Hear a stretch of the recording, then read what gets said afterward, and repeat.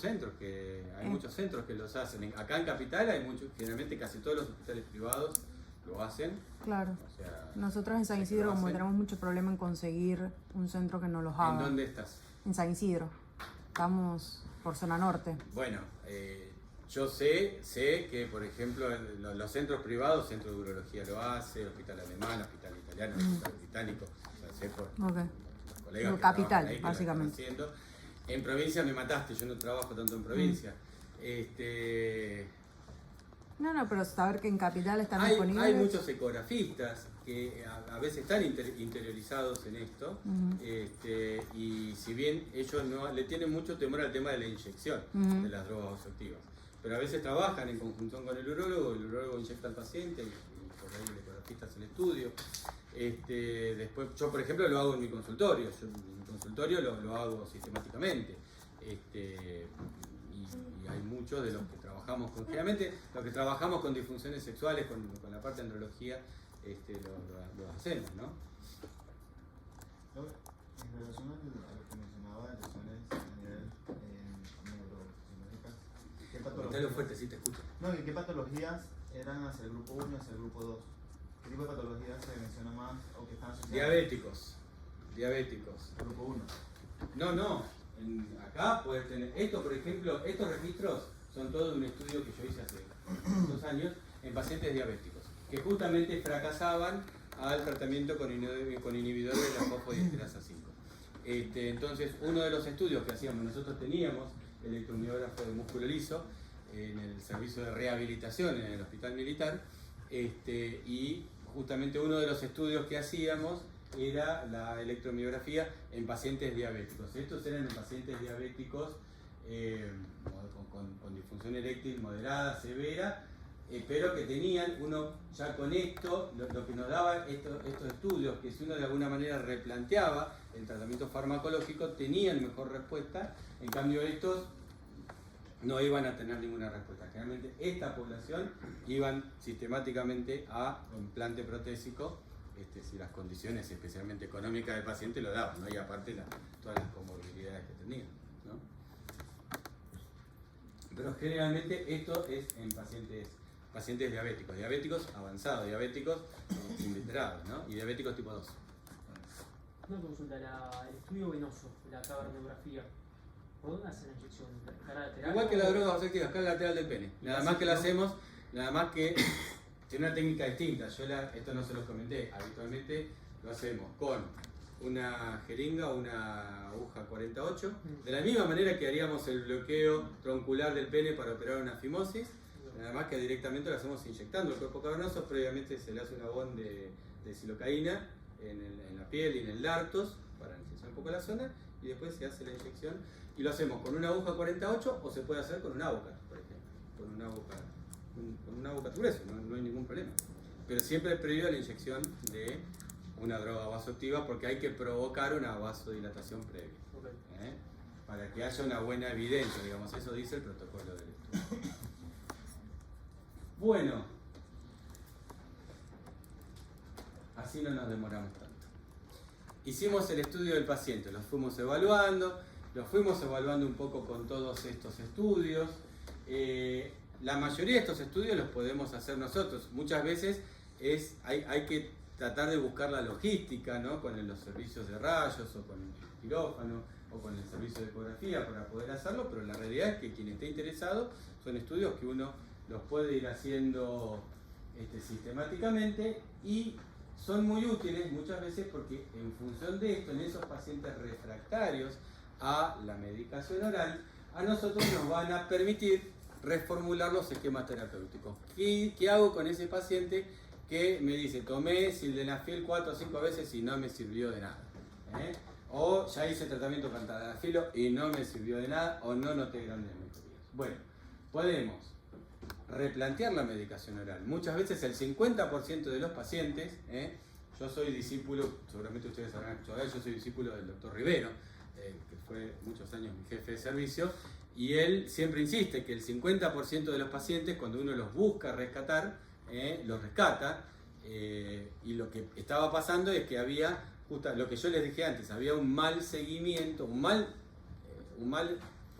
enfoque inicial del tratamiento de su disfunción eréctil y luego un mal seguimiento como para hacer esos replanteos terapéuticos. Entonces, sabemos que casi un 50% de los pacientes los podemos reestructurar en medicación oral, donde si estaban en medicación a demanda, los pasamos a una medicación con dosis diaria más a demanda, los pasamos a un tratamiento con dosis diarias y rehabilitación con vacuum, por ejemplo, algo de lo que después vamos a hablar, etcétera. O bien tenemos que ir ya escalando tratamientos, como es el tratamiento, las inyecciones intracavernosas con drogas vasoactivas, y ya tratamientos más que nada rehabilitantes, como los dispositivos de vacío, vacuum. No me quiero meter en otros tipos de tratamientos, después lo hablaremos en otras clases, como puede ser las ondas de choque de baja intensidad, o la aplicación como la está haciendo la plasma rica con plaquetas. Son más que nada tratamientos de rehabilitantes y todavía sin resultados que sean validados, pero el vacuum sí es un tratamiento que se viene haciendo hace muchísimos años y ya está perfectamente validado el tratamiento del resultado del vacuum. Y después tenemos, en estos casos puntuales, como yo les dije, cirugías de revascularización en pacientes jóvenes con traumatismos vasculares, o la cirugía protésica, que es la última instancia terapéutica en pacientes con disfunciones eréctiles ya refractarias a tratamientos anteriores. Y acá sí entramos en lo que me estaban preguntando, que es las drogas vasoactivas. Hoy en día nosotros contamos con 3 drogas vasoactivas de uso terapéutico cotidiano, como son la papaverina, la fentolamina y la prostaglandina E1. La papaverina es un alcaloide que, al igual que la prostaglandina E1, son donantes, son dadores de óxido nítrico. Lo que hacen tanto la papaverina como la fentolamina es estimular una descarga, una fuerte descarga de óxido nítrico por parte del endotelio vascular.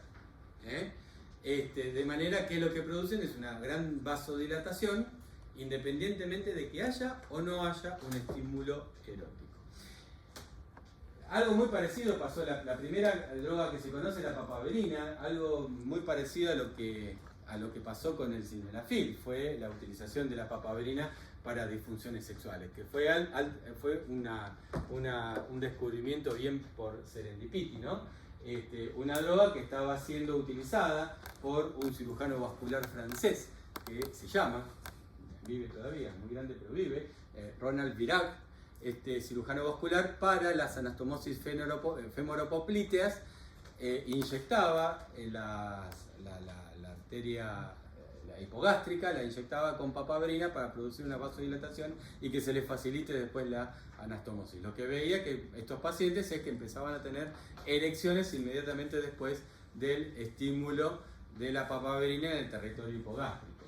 Dedujo que eso era por estimulación directa vascular sobre el territorio pudendo, y a partir de ahí lo mismo, derivó todo su línea de pensamiento y de tratamiento a algo mucho más interesante por ahí, que las anastomosis femoropoplíteas, que son las inyecciones intracavernosas. Y el doctor Viral es el iniciador y luego el precursor de los tratamientos con drogas vasoactivas. Estamos hablando a principios de la década de 1980.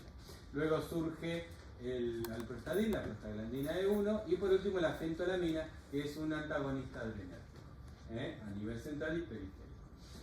Las drogas vasoactivas se utilizan en forma aislada, o bien se pueden dar en esta combinación, que también la popularizó mucho el doctor Tom Blue, el mismo que diseñó y que sistematizó el Doppler peniano con drogas vasoactivas, que es el llamado Trimix. Trimix, que es la combinación de papaverina, fentolamina y prostaglandina. Cuando uno hace combinación de 2 drogas se llama Bimix.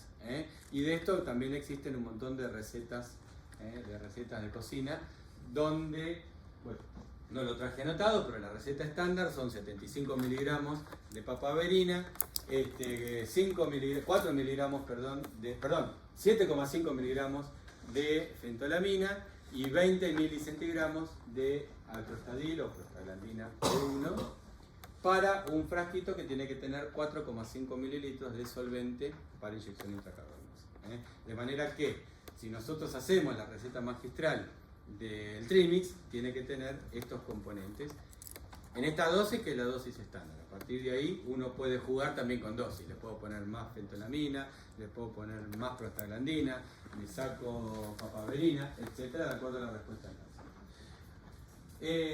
Las drogas vasoactivas se inyectan en la cara lateral del pene, siempre formando un ángulo, en la cara lateral del cuerpo cavernoso, siempre formando un ángulo de 90 grados con respecto a el cuerpo cavernoso, y lo hacemos generalmente con las jeringas de insulina o con las jeringas de tuberculina, las de 1 mililitro, utilizando dosis escalonadas.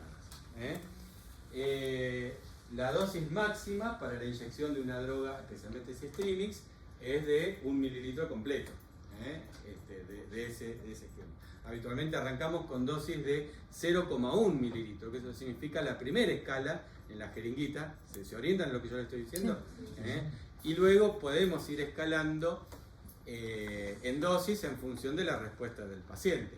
Ahora, también depende mucho el interrogatorio, cómo viene trabajando con este paciente, porque yo no le indico un tratamiento de drogas vasoactivas a un paciente de primera instancia, como ocurren en muchos lugares que no quiero mencionar, y famosos también, ¿no?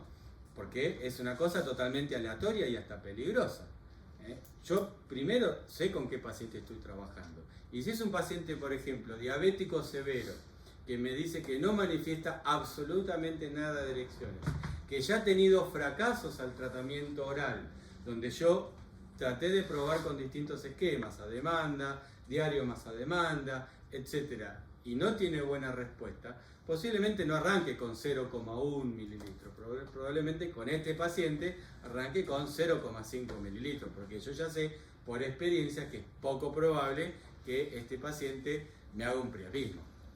Ahora, si yo estoy trabajando con un paciente de 50, yo le estoy poniendo escenas, ¿no? Escenarios como para que se hagan idea. Si yo estoy trabajando con un paciente de 55, 60 años, que viene de tener hace 2 meses una prostatectomía radical, donde hace 1 mes le sacaron la sonda, me lo deriva el colega, el que hizo la prostatectomía, me lo deriva, por ejemplo, para tratamiento rehabilitante, porque no tiene en absoluto erecciones, pero antes de la cirugía manifestaba erecciones y tenía relaciones sexuales activas, y también fracasó con la medicación oral, que es lo más común que pase cuando hablamos de pacientes prostatectomizados radicales.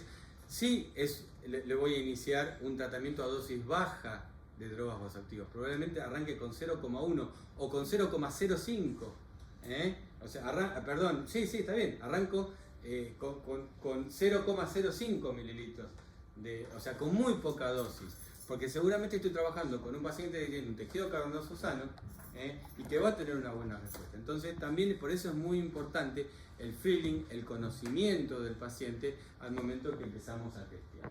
La complicación más importante de este tratamiento es el priapismo. El priapismo, saben que es una erección prolongada, dolorosa e isquémica, que lo que va a hacer es, muchas veces nos motiva a tener que tratarlo, ese priapismo, y después que el paciente reinicie su tratamiento de drogas vasoactivas o rehabilitantes, probablemente quede con una fibrosis difusa que afecte mucho más el tratamiento consecuente. Entonces, en esto hay que ser sumamente responsable y saber a qué paciente estamos inyectando. Estamos hablando de tratamiento de segunda línea. ¿Qué es el vacuum, el dispositivo vacío? Los dispositivos vacíos son cilindros de plástico que se aplican sobre el pene, tienen como una argollita de goma, no sé si alguna vez los vieron o lo vieron utilizar, tienen como una argollita de goma que permite hacer un mejor cierre contra la piel en la zona del pubis, y además tienen una bomba que genera el vacío. Esta bomba puede ser manual o puede ser eléctrica.